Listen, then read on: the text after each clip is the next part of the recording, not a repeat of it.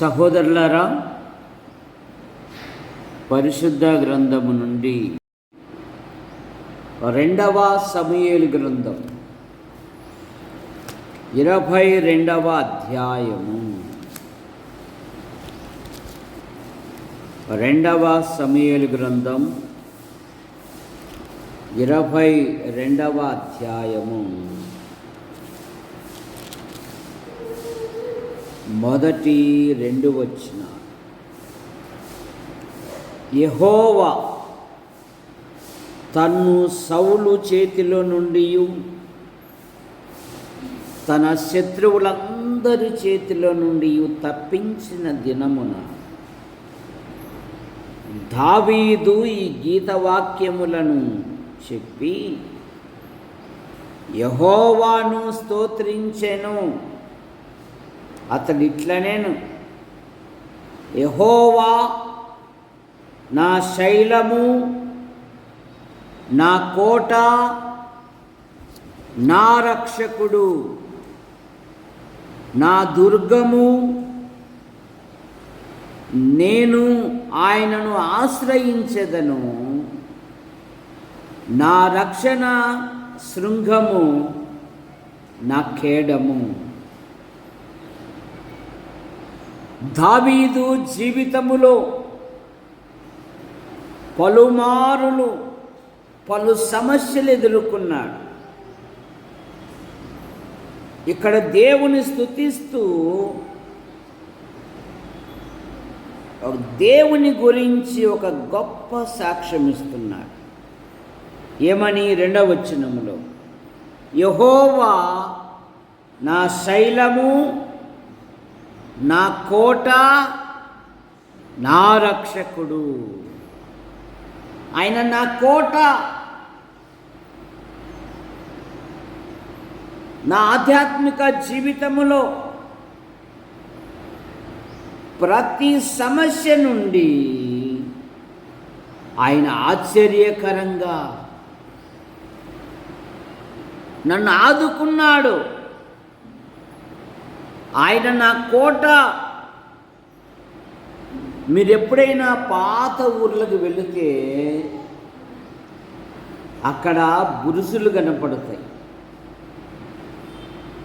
ఆ బురుసుల యొక్క ఉద్దేశము ఏది అంటే, ఆ దినాలలో బందిపోటు దొంగలు తరచుగా గ్రామాల మీద పడి హత్యలు చేసి దోచుకొని వెళ్ళేవారు. అందుకని ఆ గ్రామ ప్రజలంతా ఏకమయ్యి ఆ ఊరి మధ్యలో ఒక బురుసు కట్టించేవారు. ప్రతిరోజు ఆ కోటపై నుండి ఒకడు ఇంటికి ఒక రెక్క కావలి ఉండాలి. 4 దిక్కులు అతడు పరిశోధించాలి. దొంగలు వస్తున్నారు అంటే అతడు కేక వేస్తాడు. మన గ్రామానికి బందిపోటు దొంగలు వస్తున్నారు అన్నప్పుడు ఊరిలో ఉన్నవాడు, పొలములో ఉన్నవాడు ఆ బురుజులోకెళ్ళి దాక్కుండేవాడు. ఆస్తి నష్టం జరిగేదే కానీ ప్రాణ నష్టం జరిగేదిగా. అందుకే సామెతల గ్రంథం 18వ అధ్యాయము 10వ వచనములో, యెహోవా నామము బలమైన దుర్గము, నీతిమంతుడు అందులోనికి వెళ్ళి సురక్షితముగా ఉండును. యెహోవా నామము బలమైన దుర్గము. భక్తుడు దావీదు అదే అంటున్నాడు. ఆయన నా కోట, నా ఆశ్రయము, నా రక్షకుడు. ఆయన నా దేవుడున్నాడు. కనుక విశ్వాసి జీవితములో విశ్వాసి ప్రభు మీద ఆధారపడి ఆయన వైపు చూస్తూ ముందుకు సాగాలి. అబ్రహాముతో ఏమంటాడంటే దేవుడు ఆదికాండం 15వ అధ్యాయం 1వ వచనములో, అబ్రహామా, నేను నీకు కేడము, నీ బహుమానము అత్యధికమగును. నేను నీకు కేడము. పూర్వము శత్రువులతో యుద్ధానికి వెళ్ళేటప్పుడు ఒక చేత్తో ఆయుధము, ఒక చేత్తో యుద్ధ కవచము తీసుకొని వెళ్ళేవారు. శత్రువులు బాణాలు వేసినప్పుడు అతడు ఆ డాలును, ఆ కేడమును అడ్డు పెట్టేవాడు. ఆ యొక్క శత్రువులు వేసిన ఆ ఆయుధములు దానికి తగిలేటివే కానీ ఆ వ్యక్తికి రక్షించేది. ఇక్కడ దేవుడు కూడా ఏమంటున్నాడంటే, నీకు ముందుగా నేనున్నా. నీ ప్రతి పరిస్థితులలో, నీకు కలిగే ప్రతి దానిలో అందులో నేను కూడా ఉన్నాను అంట. సౌలు పౌలుగా మారక మునుపు దేవుని ప్రజలను హింస పెడుతున్నప్పుడు సౌలుతో ఏమంటాడు దేవుడు, సౌలా సౌలా నీవేళ నన్ను, నిన్నెప్పుడు హింసించానంటున్నాడు సౌలు. మిమ్మును ముట్టినవాడు నా కనుగుడ్డు. కనుక అబ్రహామా, నేను నీకు కేడము, నీ బహుమానము అత్యధికమగు. యెహోవా నా శైలము, నా కోట, ఆయన నా రక్షకుడు కూడా. ఒకసారి నా జీవితంలో సౌలు, అతని అనుచరులు, నేను నా అనుచరులు ఒకవైపు మేము వస్తున్నాము, ఒకవైపు అతను వస్తున్నాడు.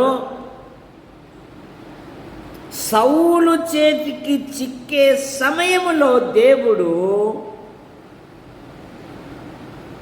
ఒక మనిషిని పంపాడు. అతను ఏమంటున్నాడంటే, అయ్యా, ఆ దావీదు కథ మళ్ళా చూసుకోవచ్చు. దేశంలో దొంగలు పడ్డారు, శత్రువులు పడ్డారు అంటే సౌలు ఆ ప్రయత్నం విరమించుకొని వెళ్ళిపోతే దావీదు దేవుని స్తుతిస్తున్నాడు. 1 సమూయేలు గ్రంథం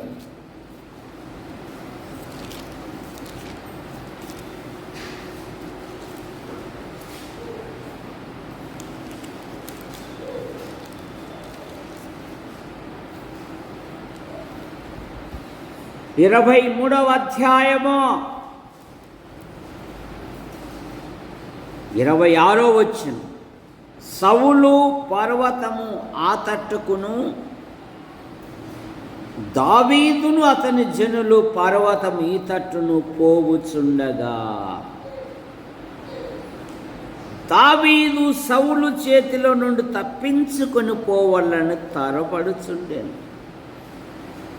సౌలును అతని జనులను దావీదును పట్టుకొనవలనని వారిని చుట్టుకొనిరి. ఇట్లుండగా దూత ఒకడు సౌలునొద్దకు వచ్చి, నువ్వు త్వరగా రమ్ము, ఫిలిస్తీన్లు దండెత్తి దేశంలో జొరబడుచున్నారని చెప్పగా, సౌలు దావీదును తరుముట మాని వెనక తట్టుకు తిరిగి ఫిలిస్తీన్లను ఎదుర్కొని పోయిన గనక సెలహా లెమ్మ లెకోతు అని ఆ స్థలమునకు పేరు పెట్టాడు.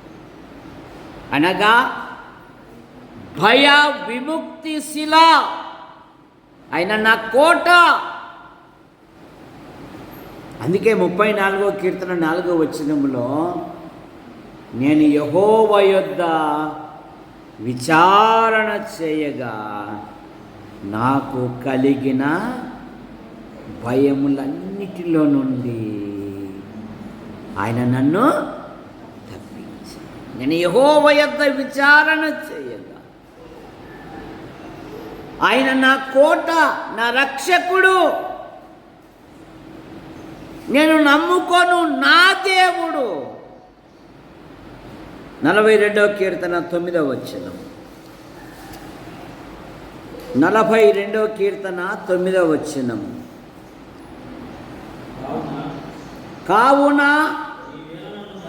నీవేళ నన్ను మరచి ఉన్నావు, శత్రు బాధ చేత నేను దుఃఖాక్రాంతుడై సంచరించవలసి వచ్చెనని నా ఆశ్రయ దుర్గమైన నా దేవునితో నేను మనవి. సరే, భక్తులు దిగులు చెందలే, భక్తులు ప్రార్థించారు. ఏం చేశారు? ప్రార్థించారు. శత్రు బాధ చేత నేను నా దేవునికి ప్రార్థించి తిని. ఎందుకంటే 91వ కీర్తన 2వ వచనములో ఆయన అంటున్నాడు ఒక శ్రేష్టమైన మాట, ఆయనే నాకు ఆశ్రయము, నా కోట, నేను నమ్ముకొను నా దేవుడని నేను యెహోవాను గూర్చి చెప్పుచున్నాను. వేటగాని ఉరిలో నుండి ఆయన నిన్ను విడిపించును, నాశనకరమైన తెగులు రాకుండా నిన్ను రక్షించును. ఆయన తన రెక్కలతో నిన్ను కప్పును, ఆయన రెక్కల క్రింద నీకు ఆశ్రయం. నా కోట, నా ఆశ్రయము, ఆయన రక్షించు దేవుడు. అందుకే పేతురుతో ఏమంటాడంటే ప్రభు అయిన యేసుక్రీస్తు వారు, పరలోక తాళములు నీ చేతికిస్తున్నాను, దాని ఎదుట పాతాళోక ద్వారములు నిలువ నేరవు. మత్తయి సువార్త 16వ అధ్యాయం 18వ వచనం. 16వ అధ్యాయము 18వ వచనం. 16:18. నీవు పేతురువు కట్టుదును, పాతాళలోక ద్వారములు దాని ఎదుట నిలువ నేరవు. విశ్వాసి జీవితములో ప్రతి ఆటంకమును, ప్రతి ఎత్తు స్థలాన్ని సరళముగా చేసిన దేవుడు. అందుకే యేసు ప్రభు వారు అన్నారు లూకా సువార్త 6వ అధ్యాయము 48వ వచనములో, 6వ అధ్యాయము 48వ వచనములో,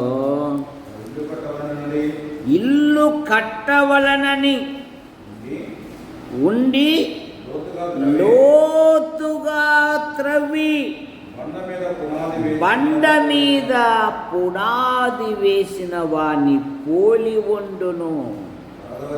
వరద వచ్చి ఆ ప్రవాహము ఆ ఇంటి మీద ఒడిగా కొట్టినను దాని కదిలింపలేకపోయి. శ్వాస జీవితములో ఎన్నో కదలికలు వస్తాయి, కానీ అతడు క్రీస్తు అనే బండ మీద ఆమె లేక అతడు తన ఆధ్యాత్మిక జీవితము కట్టబడినాడు కనుక ప్రవాహము లాంటి శ్రమలు, బాధలు, ఇరుకులు, హింసలు ఎన్ని వచ్చినను అది లోతుగా కట్టబడినందున అది పడదు శ్వాస జీవితములో. భక్తిహీనులు కదులుచున్న సముద్రము వంటి వారు.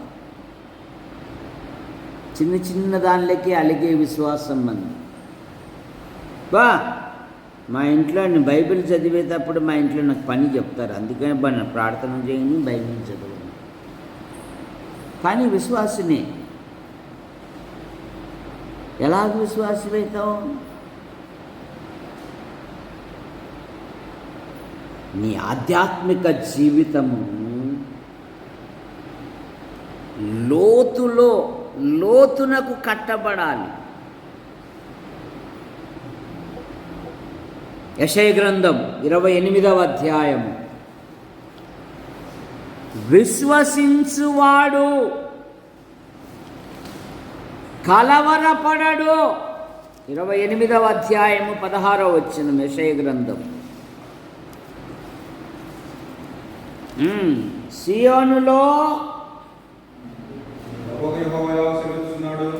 సియోనులో పునాదిగా రాతిని వేసిన వాడను, అది పరిశోధింపబడిన రాయి, అమూల్యమైన తలరాయి, పునాది అయిన మూలరాయి అయి ఉన్నది. విశ్వసించువాడు. నువ్వు ప్రభునందు విశ్వాసం ఉంచితే ప్రతి సమస్యకు నువ్వు ఆందోళన పడవు, నువ్వు కలవరపడవు. ఎందుకంటే మన ప్రభు అయిన యేసుక్రీస్తు వారు అమూల్యమైన రాయి అని బైబిల్ చెప్తుంది. 1 పేతురు పత్రిక 2వ అధ్యాయము. 1 పేతురు పత్రిక 2వ అధ్యాయము.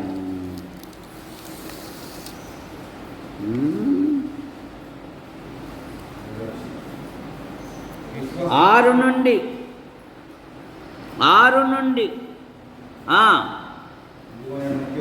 నేను ముఖ్యము ఏర్పరచబడినదియు అమూల్యమగు మూలరాతిని సియోనులో స్థాపించుచున్నాను. ఏంటంటే రాయిని గురించి ఏమంటున్నాడు? ఎవరంటే ఆయన మన ప్రభువైన యేసుక్రీస్తు. ఆయన యందు విశ్వాసముంచువాడు ఏమాత్రమును సిగ్గుపడడు. విశ్వసించుచున్న మీకు యేసు ప్రభువారు అమూల్యమైన వాడు. విశ్వసించుచున్న మీకు మన ప్రభువైన యేసుక్రీస్తు వారు అమూల్యమైన వాడు. కనుక భయంకరమైన సమయములలో ఆయన మనకు బలమైన కోట. మొదటి మాట. రెండవ మాట 18వ కీర్తన 2వ వచనం. 18వ కీర్తన 2వ వచనం. కీర్తనలు 18 2వ వచనం. యెహోవా నా శైలము, నా కోట, నన్ను రక్షించువాడు, నా కేడము, నా రక్షణ శృంగము, నా ఉన్నత దుర్గము, నా దేవుడు, నేను ఆశ్రయించిన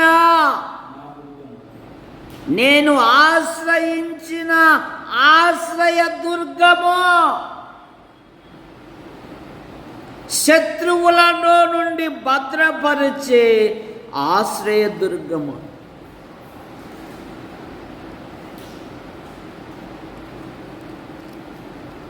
అరవై 62వ కీర్తన 2వ వచనములో మనకు ఒక మాట కనపడుతుంది. 62:2 ఆయన నాకు ఎత్తైన కోట, నేనంతగా ఆయన నాకు ఎత్తైన కోటగా ఉన్నాడు, నేను కదిలింపబడను. ఏమన్నారు? షద్రక్, మేషక్, అబేద్నెగో ఏమన్నారు? దివ్య మంచి నిద్రలో లేపినాడు. అబ్బా ఏందో. ఏమన్నారు? షద్రక్, మేషక్, అబేద్నెగోలు ఏమన్నారు వాళ్ళు? ఏంది మా కోడలను అడుగుతావు, నన్ను అడగచ్చు కదా అంటుంది కృపమ్మ. చెప్పు కృపమ్మ, ఏమన్నారు వాళ్ళు? ఏమన్నారు? ఆడ కూలీలు పని చేస్తున్నారా లేదా అనుకుంటే నువ్వు మళ్ళీ ఇక్కడ మైండ్ డైవర్ట్ చేసినావు కదా నైనా అంటున్నా. మండుచున్న వేడిమి గల ఈ అగ్నిగుండము నుండి తప్పించి రక్షించుటకు మా దేవుడు సమర్థుడు, అసమర్థుడు కాదు.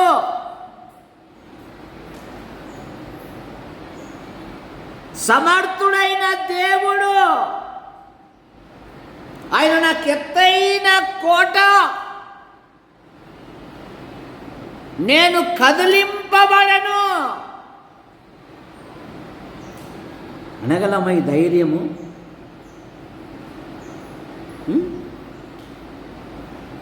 నేను కదిలింపబడను. 2 రోజుల క్రితం ఏమవుతుంది ఫోన్ చేసిన, ఫోన్ ఎత్తలే. నాకు కోపం వచ్చి మా ఆవిడతోనే అన్నా, కుమారి ఏమవుతుంది ఫోన్ ఎత్తడంలో, ఇంటికి పోయి 4 పీకి వస్తున్నా అని చెప్పేసి. ఏమో ఊరుకున్నా అంటాను. ఎత్తలేదు కుమారి, ఫోన్ చేసిన. బర్త్డే కని పోయిందో ఏమో, పోయిన ఆదివారం రాలేదు. చూసారా? ఆయన బలమైన కోట, నేను కదిలింపబడను. విశ్వాసీ జీవితములో ప్రతి చిన్నదానికి కదిలించబడతారు. కదిలింపబడకూడదు. నేను ఎప్పుడు చెప్తూ ఉంటా కదా, ధనమన్నా వాడు నీ గురించి చెడ్డగా మాట్లాడుతున్నాడు అని నేను విన్నా కూడా నేను పని కట్టుకొని, ఏరా నా గురించి ఏదో మాట్లాడుతున్నావు అంట కదా అని అడగాల్సిన పని కూడా లేదు అంట నేను. ఎందుకు?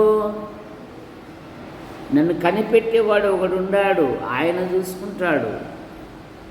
నేను పని మానుకొని పరిగెత్తుకుంటూ పోయి ఏమి నీకు దృష్టికి ఎట్లా కనపడుతున్నావు అని రుజువు చేసుకోవాల్సిన పని లేదు. నేను కదిలింపబడను. దానియేలు అసలు రాజుగారే భుజము తట్టి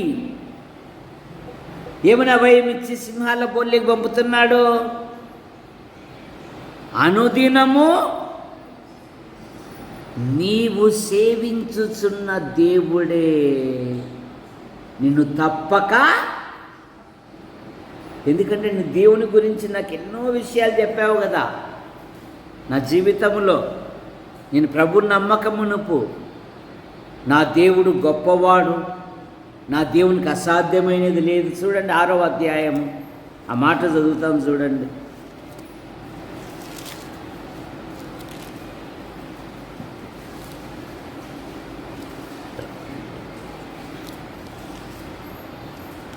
ఆరవ అధ్యాయం పైకి ఏమంటున్నాడు చూడండి. 15వ వచనంలో రాజు స్థిరపరిచిన ఏ శాసనము కానీ తీర్మానము కానీ ఎవడునో రద్దుపరచ జాలడు. ఇప్పుడు 16వ వచనములో దానియేలును పట్టుకొని సింహపు బోనులో పడద్రోయగా రాజు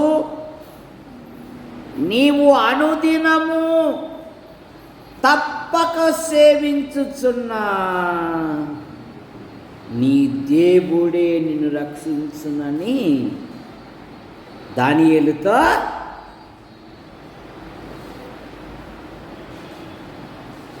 మీ దేవుని గురించి ఖాళీ సమయంలో నాకు ముచ్చటించావుగా. నా దేవుడు సజీవుడయ్యా, నా దేవుడు సర్వ ప్రజల కొరకు చనిపోయి లేచాడయ్యా,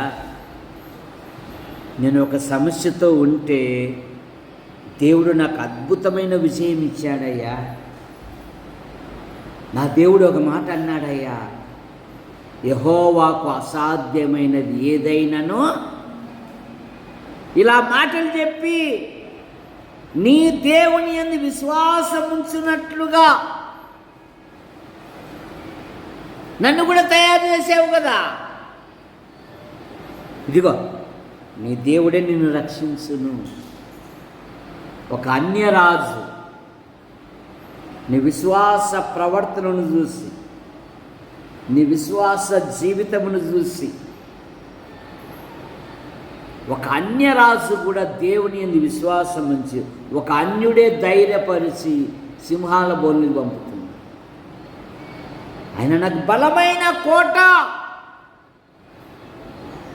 నేను కదిలింపబడను. ఎందుకంటే తన ప్రజలను ఆశ్చర్యకరంగా ఆయన రక్షించు దేవుడు. ఇర్మీయా గ్రంథం 23వ అధ్యాయం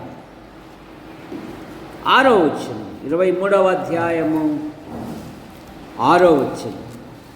ఇర్మీయా గ్రంథం 23:6.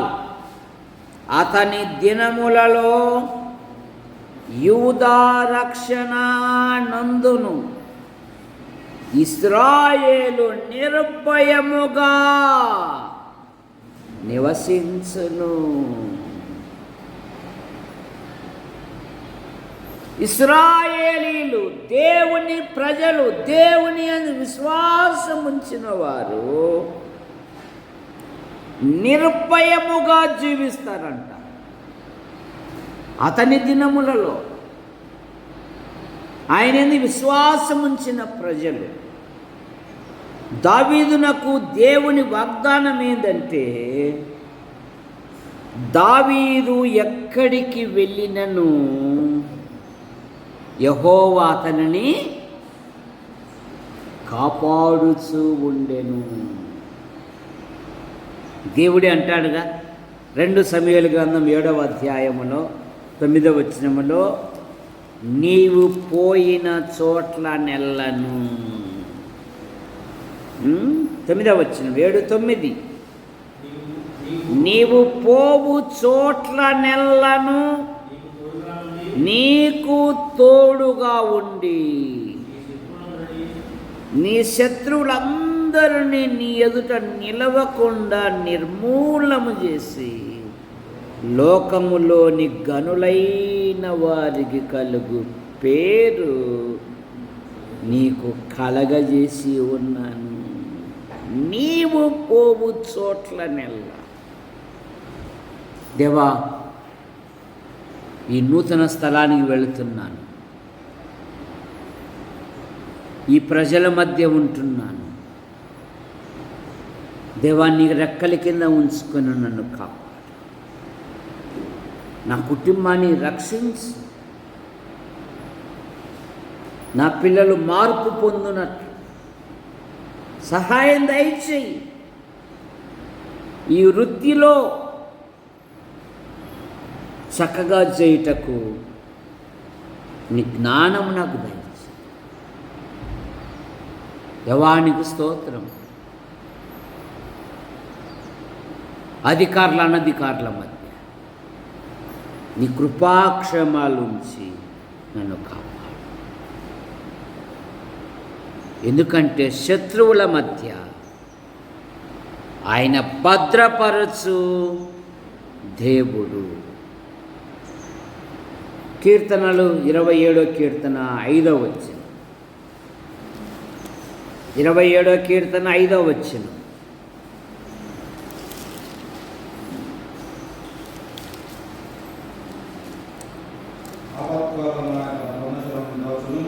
ఆపత్కాలమున ఆయన తన పర్ణశాలలో నన్ను దాచును.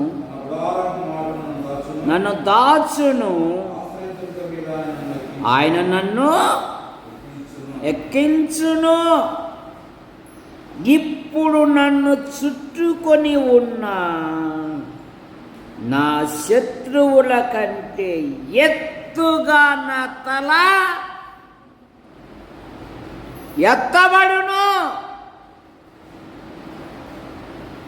నన్ను చుట్టుకొని ఉన్న నా శత్రువుల కంటే నన్ను హెచ్చించే దేవుడవు, నన్ను కాపాడే దేవుడవు. అందుకే అంటున్నాడు, ఆయన గుడారములో నేను ఉత్సాహధ్వని చేయించు బలులర్పించెదను, నేను పాడేదను, యెహోవాను గూర్చి స్తుతిగానము చేసేది. దేవుడు అనేకమైన మేలు కలగజేస్తే ఆయనకు కృతజ్ఞతాస్తుతులు చెల్లించారా? 7వ నెల ఆఖరి ప్రభుదినమందు మనం ఉన్నాం. మన ఎదుట 8వ నెల ఉంది. ఈ 7 నెలల చరిత్ర ప్రపంచం వైపు మన మనసు పెడితే మనకంటే గొప్పవ, ఉన్నతమైన ఎందరో ఈ లోకాన్ని విడిచిపోయి ఆ భవనములో డాక్టర్లందరూ చక్కగా డిన్నర్ పార్టీ చేస్తున్నారు. ఏం పడింది వాళ్ళ మీద? ఏం పడింది? శ్వేత చెప్పింది, తప్పట్లు కొట్టిన రామాజీ శ్వేత చెప్పింది. ఈరోజు వాళ్ళన్న ఎక్కడ పోయినాడో రాలే. విమానంలో ఉన్నవారు చనిపోయారు. డాక్టర్లందరూ, యువ డాక్టర్లందరూ కూడా ఇలాంటి మనసును నీ మనసుకు వస్తే కృతజ్ఞతాస్తుతులు అనేది ఒకరు చెప్పకుండానే నువ్వు చెల్లిస్తావు. నువ్వు మనసు పెట్టడంలే లోకం వైపు, నీవు పరిశీలించుకోవడంలే, సాగుతుంది అన్నట్టుగా జీవిస్తూ ఉన్నావు. కానీ అన్ని కాలాలు అన్ని విధాలుగా సాగవు. పాపం నిన్న మా ఆవిడ ఏం పప్పం అది ఏదో పప్పు చేసింది, తిరుగుబాత రెడీ చేసింది. పాపం చెయ్యి పని చేయలేదు కదా, ఎత్తే లోపల ఊడిపడిపోయింది, పప్పు అంతా పడిపోయింది. ఉల్లిగడ్డ కారం నూరించుకొని తిన్నాను నేను మధ్యాహ్నం. నిజం, అడుగు ఆడే ఉంది చూడు. ఎందుకు? ఒక చెయ్యి ఆమె పని చేయడం లేదు. చూసారా? మెంతాకు పప్పు అంట, ఏదో అది పప్పు బాగా ఇష్టపడి చేసిందంట. తినేకి లేకుండా అంత నేలపాలైపోయింది. చూసారా? తినేకి లేకుండా. కనుక మనము ప్రభు చేసిన మేళ్లను బట్టి ఆయనను స్తుతించాలి, ఆయనను ఘనపరచాలి. 31 కీర్తనలు 3వ వచనం. 31 కీర్తనలు 3వ వచనం. నా కొండ నా కోట నీవే,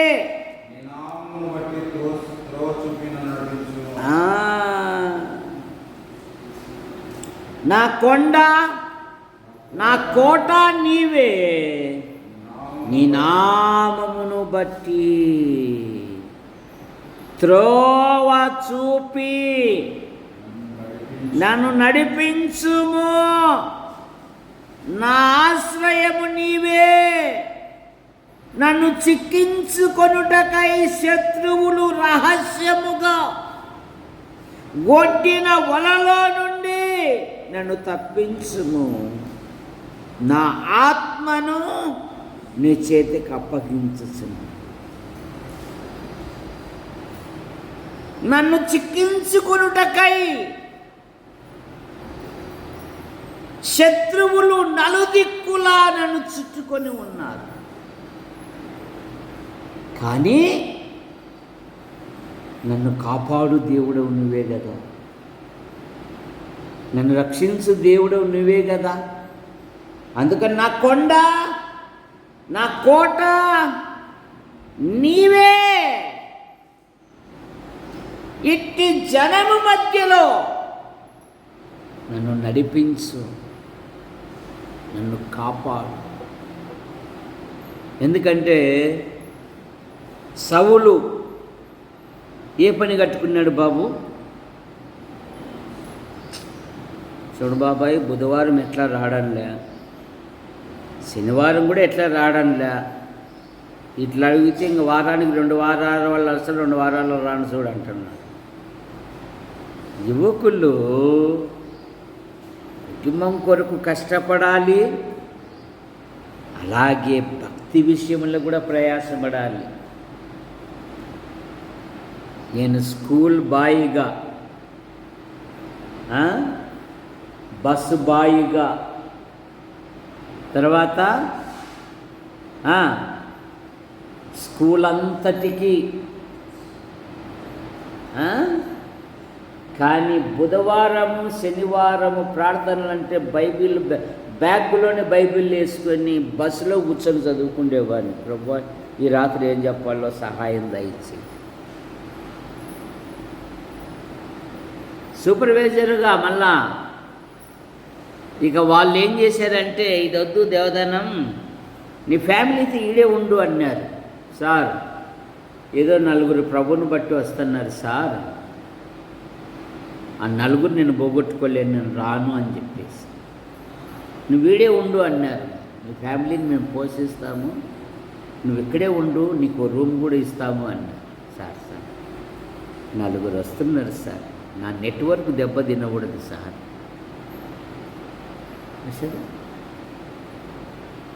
శ్రమ లేనిదే కిరీటం లేదు. ఒక ఆయమ్మ పొద్దున్నే 9 గంటలకు వస్తుంది, మళ్ళీ సాయంత్రం 5 గంటలకు కంపౌండ్ తిరుగుతూ ఉంటారు. ఎందుకు? ముఖం ఫోటో పడాలని. ముఖం ఫోటో పడితేనే జీతం, అప్పుడే గీతం పడుతుంది. జీతం వచ్చింది ఆలస్యంలే, గీతం పాడింది. గీతం అంటే పాటయ్యా బాబు, సరే. ఇక్కడ అంటున్నాడు, నాకు ఎత్తైన కోటం నీవే. సౌలు ఏం కనుక్కున్నాడు? అనుదినము దావీదుని ఎలాగైనా వాడు భూమి మీద ఉండకూడదు, ఇదే ఆలోచన.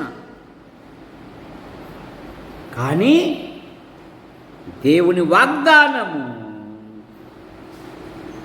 దావీదును దేవుడు సౌలు చేతికి అప్పగించలేదు. 1 సమూయేలు గ్రంథం 23వ అధ్యాయము. నన్ను చిక్కించుకొనుటకై శత్రువులు చుట్టుకొని ఉన్నారు. ప్రభువా, నాకు త్రోవ చూపించి ఈ ప్రజల మధ్య జీవించుటకు నీ కృపను దయచేయి. 14వ వచనం, దావీదు అరణ్యములోని కొండ స్థలములయందు జీపు అనే అరణ్యమున ఒక పర్వతమందు నివాసము చేయుచుంది. సౌలు అనుదినము అతని వెదికినను దేవుడు సౌలు చేతికి దావీదును ఏమంట అప్పగించలేదు. కానీ సౌలునే దేవుడు దావీదు చేతికి అప్పగించాడండి.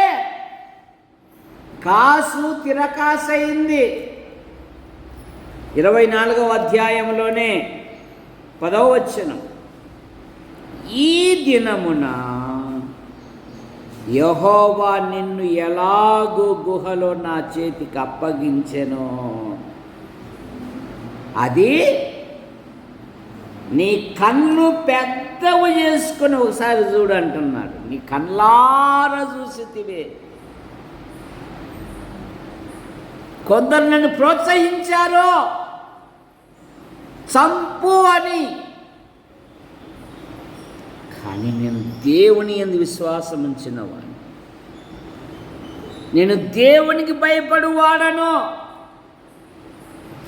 అతడు అభిషేకం పొందినవాడు, నేను అతన్ని ముట్టను అన్నాడండి. ఏమన్నాడు? అందుకే దావీదుని గురించి దేవుడు ఏమన్నాడంటే, సమూయేలు సౌలుతో ఏమంటాడంటే, నీకంటే ఉత్తముడైన వానిని దేవుడు కనుగొన్నాడు. నీకంటే ఉత్తముడు. సరే, దేవుని మనసులో చూడండి దావీదుని గురించి, నీకంటే ఉత్తముడు. నువ్వైతే పనే కట్టుకున్నావు. చూసారా, కొందరు పని పాటలే ఉండవు, ఎదుటోళ్ళ మీద ఫోకస్.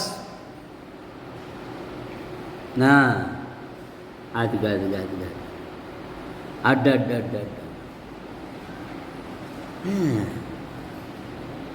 ఇది తప్ప నా కుటుంబమేమి, నా భర్తేమి, నా పిల్లలేమి, నా పిల్లలను దేవునికి ప్రయోజకులుగా చేసినానా అని ఆలోచన లేదు. కానీ లోయి యునేకే ఎవరు వాళ్ళు? బీసిసాకు ఎవరు వాళ్ళు? ఎప్పుడైనా బైబిల్ చదువుతుంటావా? ఊరికి మోసుకొని వస్తుంటావా? చదువుతుంటావా? మళ్ళీ ఎవరు వాళ్ళు?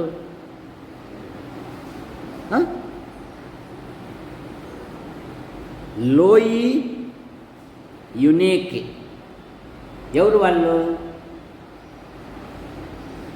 తిమోతి తల్లి, తిమోతి అమ్మమ్మ లేదా అవ్వ, వారిద్దరు కలిసి తిమోతిని దేవుని ప్రజల మధ్య, దేవుని సంఘములో పెద్దల మధ్య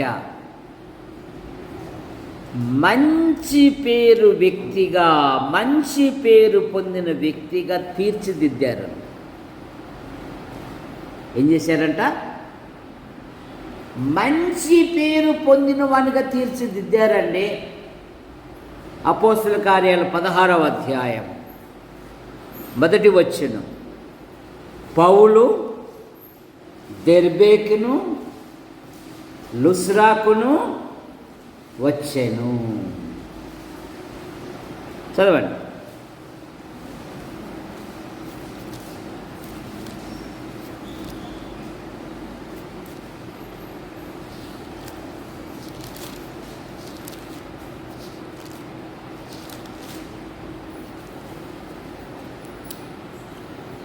తిమోతి అని ఒక శిష్యుడు ఉండెను.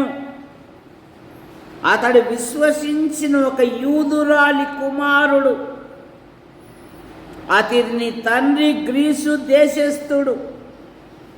అతడు లుస్రాలోను ఈకోనియలో ఉన్న సహోదరుల వలన మంచి పేరు పొందినవాడు. ఏమంట?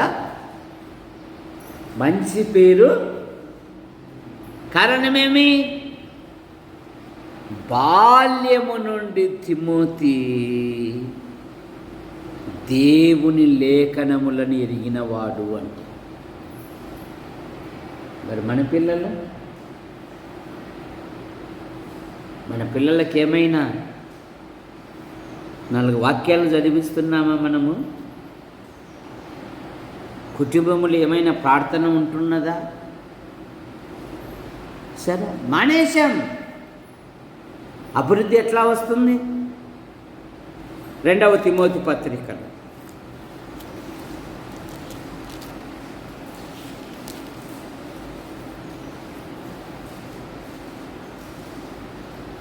3వ అధ్యాయం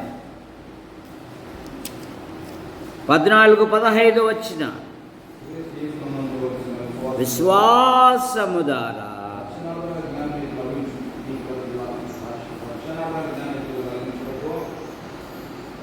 శక్తిగల పరిశుద్ధ లేఖనములను బాల్యము నుండి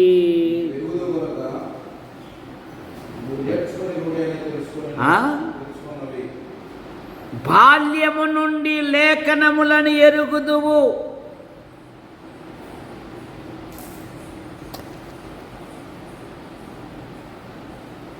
ఇప్పుడు మన పిల్లలను, యవ్వన అమ్మాయిలను నిలబెట్టి ఖచ్చితంగా 10 వాక్యాలు చెప్పండి అని అన్నామనుకో, చెప్పగలరా? 10 వాక్యాలు ఖచ్చితంగా 1 గంట మోకాళ్ళుని ప్రార్థన చేయండి అని అవకాశం ఇచ్చాను అనుకో, చేయగలరా? ఎందుకు? ఆ భక్తి సాధనం వదిలేసాము. అంత ఇదే, అంత మాటలు లేవు, పిల్లలకు మాటలు లేవు, తల్లిదండ్రులకు కూడా మాటలు లేవు. ఇక 2030-35కు వస్తే ఇలాంటి వాతావరణం కలిగిన తరం ఉండదంట. 2030-35కు వస్తే ఇప్పుడున్న ఇంగ్లీష్ మీడియం చదివి పిల్లలు నిలబెట్టి మీ పిల్లలని తప్పులు లేకుండా 1 అధ్యాయం బైబిల్ చదవమనండి. ఇప్పుడున్న పిల్లలను తప్పులు లేకుండా తెలుగు బైబిల్. ఇంగ్లీష్ మీడియం అంటున్నాం, బాగానే ఉంది. ఆ పిల్లల మీద ఎప్పుడైనా శ్రద్ధ పెట్టి అక్కడ పోయి ఆ క్లాస్ టీచర్ను ఆ హెచ్ఎం దగ్గర నిలబెట్టి మా వాడు ఎలా చదువుతున్నాడు, మా పాప ఎలా చదువుతుంది అని ఎప్పుడైనా ఫోకస్ పెట్టామా? రే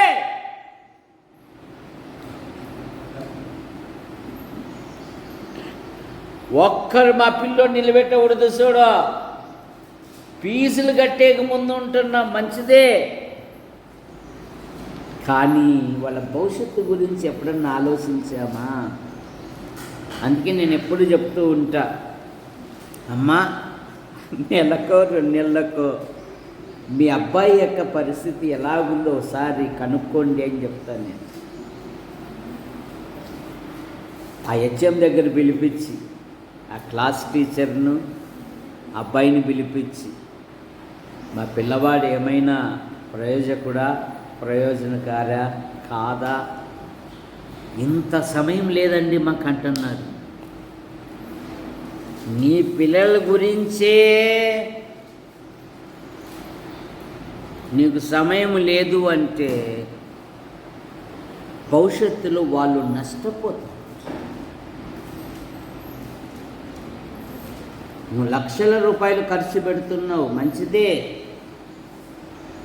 కాదనిలే, కానీ వారి బుద్ధి ఎంత పెరిగిందో, చదువు పట్ల ఏమాత్రం ఉండారో, ఏమైనా ఒకసారన్న పోయి అడిగారా అంటే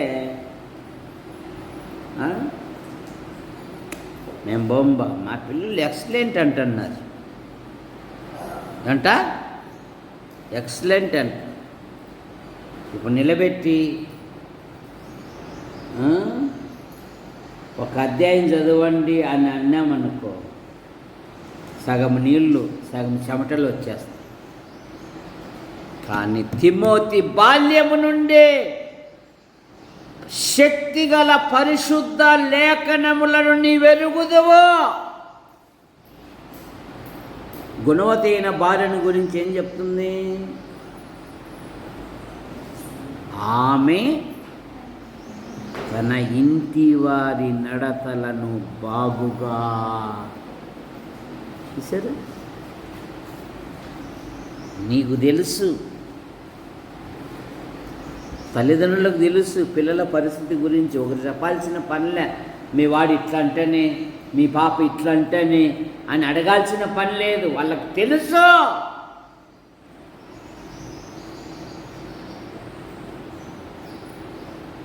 వదిలేశారు.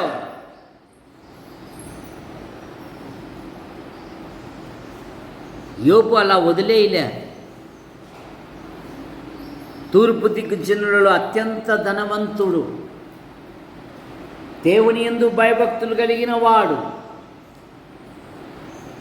గొప్ప ధనికుడు. మనస్సు తన పిల్లల మీద, తన పిల్లలు పాపము చేసి దేవుని కోపమునకు, దేవుని శాపమునకు ఎక్కడ గురి అవుతారు అని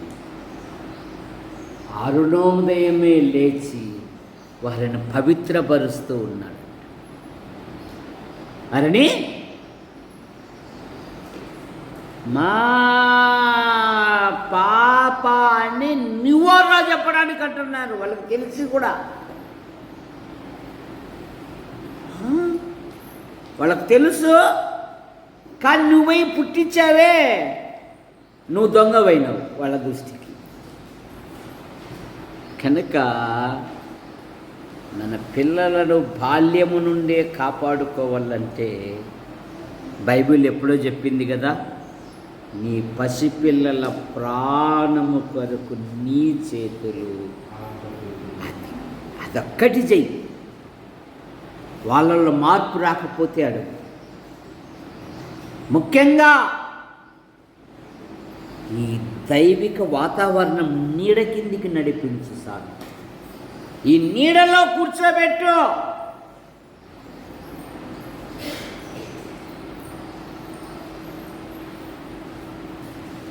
దేవుడే వృద్ధిపరుస్తాడు. ఈ నీడ దీవెనలు దొరికే స్థలం, దేవుని సంఘము, దేవుని మందిరము. ఇక్కడ కూర్చోబెట్టు, దేవుడు హెచ్చిస్తాడు. ఎక్కడెక్కడో కాదు.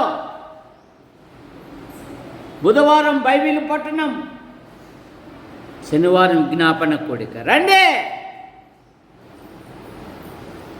నడిపించుకోవాలి. 71వ కీర్తన 3వ వచనం.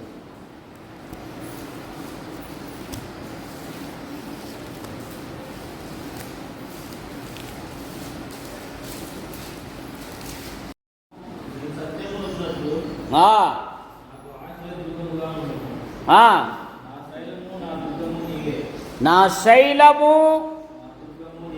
నా దుర్గము నీవే, నీవు నన్ను రక్షింప నిశ్చయించి ఉన్నావు. ఏమంటున్నాడు భక్తుడు? ఒక శ్రేష్టమైన మాట అంటున్నాడు. ఏమా మాట? నేను నిత్యము చొచ్చునట్లు నాకు ఆశ్రయదుర్గముగా ఉండుము. నా శైలము నా దుర్గము నీవే, నీవు నన్ను రక్షింప నిశ్చయించి ఉన్నావు. నా దేవా, భక్తిహీనుల చేతిలో నుండి నన్ను రక్షించుము. కీడు చేయు వారి పట్టులో నుండి, బలాత్కారుల పట్టులో నుండి నన్ను విడిపించము. వారి పట్టు కీడు చేయడానికి, బలాత్కారము చేయుటకు పట్టులో నుండి నా ఆశ్రయదుర్గము నీవేనయ్యా. నా ఆశ్రయదుర్గము.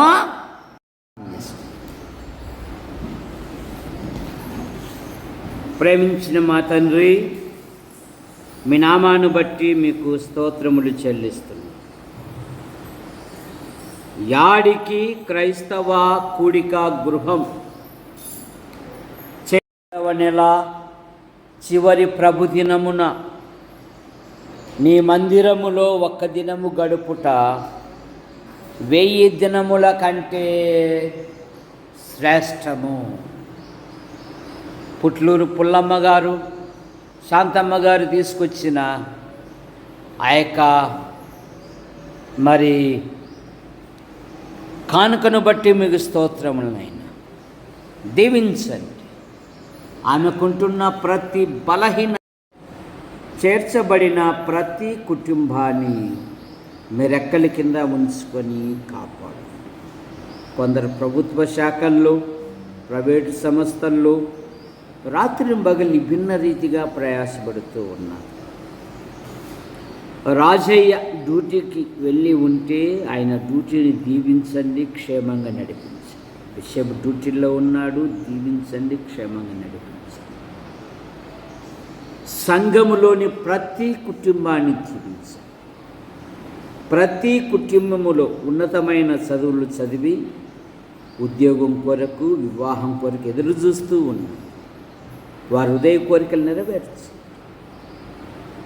అలాగే యేసుప్రభువా డిఎస్సి పరీక్షలు రాసిన పిల్లలను దీవించండి, మంచి ఫలితాలతో పాస్ అవునట్లుగా మీకు సహాయించండి. బిషప్ మరి ఇంటి పని ప్రారంభించారు, ప్రతి పని సఫలమవునట్లుగా మీకు సహాయించండి. సండే స్కూల్ మేడాను బట్టి మీకు స్తోత్రములు, భర్తను బట్టి మీకు స్తోత్రములు, కుమారుడు కుమార్తెను బట్టి మీకు స్తోత్రములు. ఆమె జ్వరముతో బాధపడుతుందని వింటున్నాం, మీరు ముట్టి స్వస్థపరచండి. ఈ వారంలో జరగబోయే ప్రతి కూడికలో మీరు మహిమ సమృద్ధి అయిన వర్షాన్ని దయచేయండి. యేసు ప్రభువా 31 బట్టిప్రోల్ దగ్గర ఉన్న అద్దేపల్లిలో జరగబోయే జ్ఞాపకార్థ కూడికను బట్టి దీవించండి. మిస్సి మీ వద్దకు చేర్చబడింది, భర్తను కుమారుని అలాగే తల్లిదండ్రులు తోబుట్టులకు కూడా ఆదరణ దయచేయండి. శ్రీరామూర్తి గారు ఆయన భార్య పిల్లలు దీవించండి. ఆయనకుంటున్న ప్రతి బలహీనత మీరు ముట్టి స్వస్థపరచండి. ఆయన తీసుకుంటున్న ప్రతి మందును పదార్థమును దీవించండి. పూర్ణారోగ్యం, పూర్ణ స్వస్థత దయచేయండి. యేసు ప్రభువా గుంటూరు, కర్నూలు, నంద్యాల, యాడికి, కొండూరు, కోన చెరువు, చాపరాళ్ళ, మల్లాలమ్మ దిన్నె బట్టి ముగిస్తోంది దీవించండి. జూములో అనేకులు పాలు పొందుటకు మీకు కొన్ని దయచేయండి. పురుషుల బాత్రూమ్ విషయంలోనూ, రేకుల షెడ్డు విషయంలోనూ, ముందరున్న స్థల విషయంలో మీ కృపను, ముఖ్యంగా జగదీష్ కొరకే మేము ప్రార్థిస్తాం.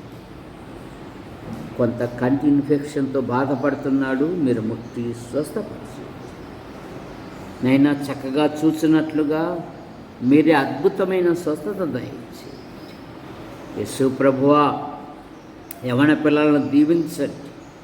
వారు పాటల్లో, ప్రార్థనలో, ప్రసంగాలలో నైనా ప్రభు పనిలో చురుకుగా పాలు పొందినట్లుగా మీకు పొందుతాయి. సంఘములో నూతనంగా వస్తున్న ప్రతి వారిని దీవించండి. కమల ఆమె భర్తను దీవించండి, సంతానం కొరకు ఎదురు చూస్తున్నారు, అద్భుతమైన సహాయమును మెడతాయి. ఈ వారములో జరగబోయే కూడికలు కూడా దీవించి మీరు మహిమ పొందండి. యూట్యూబ్ ద్వారా వీక్షిస్తున్న ప్రతి వారిని దీవించండి. మా కొరకు ప్రార్థిస్తూ, మా అవసరాలు తీరుస్తూ మమ్మల్ని ప్రోత్సహిస్తున్న ప్రతి వారిని దీవించండి. కట్టుపల్లి యోహానంకులు రాజాబాయి పిలుచుకున్నారు. వారి కుమారులు, వారి భార్యలు, వారి సంతానమును, వారి కుమార్తెలు, వారి భర్తలు, వారి సంతానమును దీవించండి. కట్టుపల్లి జాన్ నెల్సన్ గారు అయిన భార్య పిల్లలు, పాల్ గారు అయిన భార్య పిల్లలను బట్టి దీవించండి. అడుగు ఈ నెలలో జరిగిన పరిచర్యను బట్టి మీకు స్తోత్రములు. మరో నూతన మాసంలో నూతన స్థలాలు, ప్రదేశాలు, ప్రాంతాలలో మీ కుమారుని ప్రకటించినట్లుగా మీ కృపను దయచేయండి. యూట్యూబ్ ద్వారా వీక్షిస్తున్న ప్రతి వారిని దీవించండి. మా కొరకు ప్రార్థిస్తూ, మా అవసరాలు తీరుస్తూ, మమ్మల్ని ప్రోత్సహిస్తున్న ప్రతి వారిని దీవించి మహిమ పొందమని ఆశీర్వదించు హస్తాలకు అప్పజెప్పుకుంటూ యేసు ప్రభు నామములో ప్రార్థిస్తూ బయలుదేరుతున్నాం తండ్రి. ఆమేన్. అందరూ కూర్చోండి.